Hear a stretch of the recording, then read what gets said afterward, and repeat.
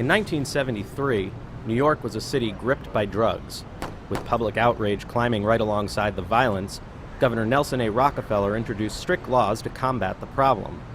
Known today as the Rockefeller drug laws, they imposed mandatory minimum sentences on even first-time, non-violent offenders, removed discretion from judges and placed it in the hands of prosecutors, and limited plea bargaining. Over the last 36 years, reformers have managed to strip away some of the harsher parts of the law. Now, with Democrats controlling all three branches of the state government, Albany seems poised to finish the job. This includes eliminating mandatory minimum sentences for nonviolent offenders like Anthony Papa. In 1985, I made the biggest mistake in my life. I got involved with drug activity. I was asked to deliver an envelope of 4.5 ounces of cocaine. The reason I got involved is because I got desperate. When you get desperate, you do stupid things, and I did it for $500, and I ruined my entire life. Despite having no criminal record, he was sentenced to 2 15-year terms in prison. The judge knew I wasn't a drug dealer, but he had no choice but to give me a 15 or life sentence. Law enforcement officials like District Attorney Daniel Donovan are against changing the laws. He credits them with improving the neighborhoods most affected by drug violence.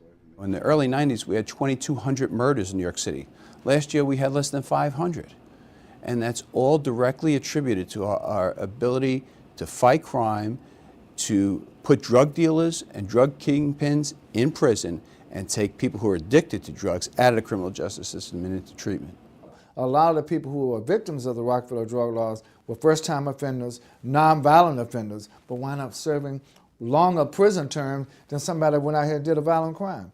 Dr. Benjamin Chavis is the president and CEO of the Hip Hop Summit Action Network. As we dismantle the draconian Rockefeller drug law, there's an opportunity to focus more on health treatment, drug prevention, rehabilitation, alternatives to incarceration. The new law would return sentencing discretion to the judges, allowing them to determine whether or not a prisoner warrants treatment or incarceration. District Attorney Donovan argues that such power should remain in the hands of prosecutors, saying that judges don't have access to the background information on prisoners accumulated by the Justice Department. The proposed laws are going to allow a judge to put somebody into probation or into treatment even over our objection, even after we know that this isn't a proper person for treatment. You know, it puts more justice authority in the hands of the prosecutor than the sitting trial judge.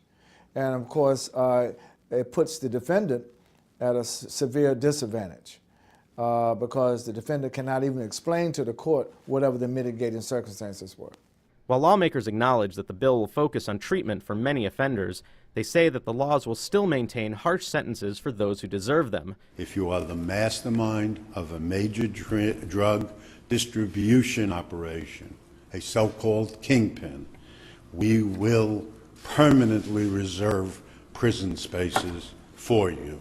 As for Anthony Papa, he was pardoned in 1997 by Governor Pataki and has gone on to become a recognized painter, author, and advocate for reform. He says that the time has come for the laws to go. When legislators decided to create these Rockefeller drug laws was to capture the drug kingpin and curb the drug epidemic. Well, almost 37 years later, the drug epidemic is still there, and you have not captured any drug kingpins. You just captured low-level offenders that are busting the seams of our prison. They're bursting at the seams. This is Brian Stillman with NYPost.com.